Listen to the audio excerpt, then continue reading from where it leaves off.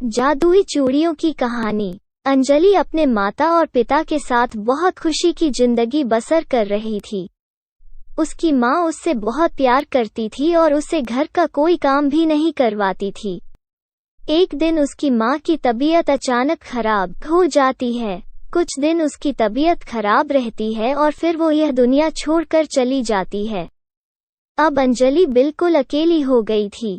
एक दिन वो अपनी माँ की तस्वीर के सामने खड़े होकर रो रही थी। माँ, आप मुझे बहुत जल्दी छोड़कर चली गए हैं। कि उसका पिता उसके पास आता है और उसे कहता है, अंजलि, तुम रो मत, मैं हूं ना। तुम्हारी माँ चली गई तो क्या हुआ, मैं आज से तुम्हें माँ और बाप दोनों बनकर पालूंगा। लेकिन विजय को काम पर भी जाना पड़ता था। पीछे अंजलि बिल्कुल अकेली हो जाती थी। एक दिन अजय अपने साथ एक औरत लेकर आता है। अंजलि उसे देखकर बहुत हैरान होती है। पिताजी, यह औरत कौन है? मैंने इसे पहले कभी नहीं देखा। अंजलि बेटा, यह तुम्हारी नई माँ है। आज से मेरे ऑफिस जाने के बाद यह तुम्हारा ख्याल रखेगी। अंजलि बेटा, मैं तुम्हारी माँ की जगह तो नहीं ले सकती, लेकिन मैं कोशिश ज़रूर करूँगी कि तुम्हें मुझ में अपनी माँ नज़र आए। मेरे एक बेटी भी है, वो हॉस्टल में पढ़ रही है। कुछ ही दिनों तक उसने आ जाना ही, फिर तुम दोनों मिलकर मस्ती करना। यह सुनकर अंजलि बहुत खुश हो जाती है। उसे लगा कि अब माँ की कमी पूरी हो जाएगी और उसे माँ जैसा प्यार मिलने लग जाएगा। अदिति के आने तक तो पार्वती ने अंजलि का बहुत ख्याल रखा, लेकिन जैसे ही अदिति हॉस्टल से वापस घर आए तो पार्वती का बर्ताव अंजलि से बदल गया। चलो अंजलि, अब तुमने खूब खा पी लिया, अब घर के काम करने शुरू करो और मेरी बेटी के लिए कुछ खाने के लिए लेकर आओ, वो बहुत भूखी होगी। माँ, मुझे खाना बनाना नहीं आता क्योंकि माँ मुझसे बहुत प्यार करती थी और उसने मुझसे कभी काम नहीं करवाया था, और आपने तो कहा था कि मुझे कभी काम नहीं करना पड़ेगा। कब तक तुम इस घर में फारिग रहकर मुफ्त की रोटियां तोड़ोगी? काम करना तो तुम्हें सीखना पड़ेगा। मैं अपने पिता को सब कुछ बता दूंगी। अगर तुमने अपने पिता को इस बारे में कुछ भी बताया तो मुझसे बुरा कोई नहीं होगा। वो अजय के सामने तो अंजलि का बहुत ख्याल रखती थी, लेकिन जैसे ही अजय चला जाता था वो अंजलि से घर के काम करवाया करती थी। दूसरी तरफ वो और उसकी बेटी बड़ी अय्याशी से रह रहे थे। एक दिन पार्वती के जेहन में एक ख्याल आया, इस अंजलि का कोई पता नहीं, यह न हो यह अपने पिता को सब कुछ बता दे। इसके बताने से पहले मुझे इसके बाप के ज़हन में इसके खिलाफ जहर घुलना पड़ेगा। अंजलि, जल्दी से आ जाओ, तुमने आलू के पराठे कहे थे, वो मैंने बना दिए हैं। सारी रात तुम्हारे पाँव दबाती रही हूँ, इस वजह से मेरे बाजू में दर्द शुरू हो गया है। क्या अंजलि तुमसे इतना काम करवाती है? मैं तो उसे अपनी बेटी अदिति से बढ़कर प्यार करती हूँ, हर वक्त उससे की खिदमत में लगी रहती हूँ, लेकिन क्या करूँ, हूँ तो सौतेली माँ, वो मेरे खिलाफ बुरी बातें ही करेगी। अंजलि, वह तुम्हारी सौतेली माँ है, इसका यह मतलब तो नहीं कि तुम उससे सारे काम करवाओ, खुद भी कुछ काम करना सीखो।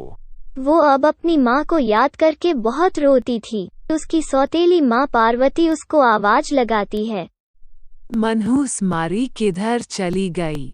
जल्दी से इधर आ और मेरे बात सुन। जल्दी से मेरे लिए नहाने के लिए पानी गर्म कर, मैंने आज एक फंक्शन में जाना है, कहीं देर ना हो जाए। वो किचन में जाती है और पानी गर्म करने लगती है। पानी गर्म करते हुए उसका हाथ जल जाता है। मैंने तुझे कहा था जल्दी पानी गर्म करना, तूने इतनी देर कर दी। माँ, पानी गर्म करते हुए मेरा हाथ जल गया है। एक तो पानी गर्म करने में इतनी देर लगा दी, ऊपर से हाथ भी जला लिया। उसके जले हुए हाथ पर कोई दवाई लगाने की बजाय वो उसको मारना शुरू कर देती है।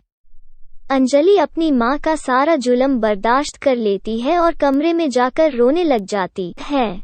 वो अपने पिता को कुछ भी नहीं बता सकती थी क्योंकि उसकी माँ पार्वती ने उसके पिता के जेहन में जहर घोल दिया था। माँ, मुझे आपकी बहुत याद आ रही है। यह सौतेली माँ मुझ पर बहुत जुल्म करती है। अचानक उसकी माँ उसके सामने आ जाती है। वो अपनी माँ को देखकर बहुत हैरान होती है। माँ, आप तो यह दुनिया छोड़कर चली गई हैं। फिर आप मुझे नजर कैसे आ रही हैं? बेटा, मैं एक आत्मा बनकर तुम्हारी मदद करने आई हूँ। यह लो, यह जादुई चूड़ियाँ रखो। यह पहनने के बाद तुम्हारे जख्म भी बिल्कुल ठीक हो जाएगा और घर के काम करने की भी कोई ज़रूरत नहीं पड़ेगी क्योंकि इन चूड़ियों की वजह से सारे काम खुद ही हो जाएंगे।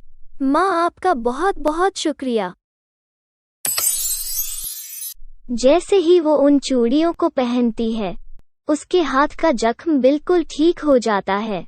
अब उसे घर के काम भी नहीं करने पड़ते थे क्योंकि जादुई चूड़ियों की वजह से सारे काम खुद ब खुद हो जाते थे।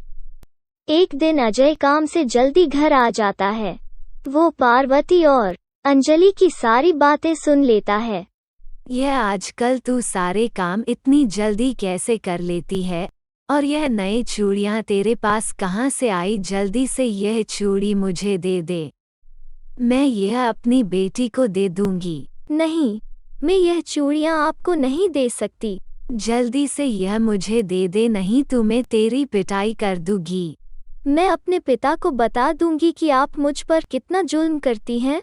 उस बेवकूफ़ किस ज़हन में तो मैंने तेरे खिलाफ इतना जहर भरा है कि अब वो तेरी किसी बात पर भी यकीन नहीं करेगा। अच्छा, तो यह बात है मेरे पीछे मेरी बेटी के साथ तुम यह करती हो। तुमसे शादी करके मैंने दुनिया की सबसे बड़ी गलती कर दी। जैसा आप सोच रहे हैं वैसा कुछ भी नहीं है। अपना मुंह बंद रखो और अपना सामान लेकर निकल जाओ मेरे घर से।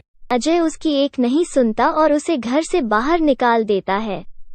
फिर अंजलि अपने पिता को जादुई चूड़ियों के बारे में बताती है कि कैसे उसकी माँ ने उसको यह चूड़ियाँ दी।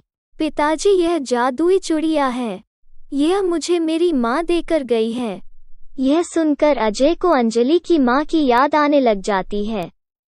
दोस्तों, अगर आपको यह कहानी पसंद आए तो वीडियो को लाइक करें और कमेंट करके हमें ज़रूर बताएं और चैनल को सब्सक्राइब करना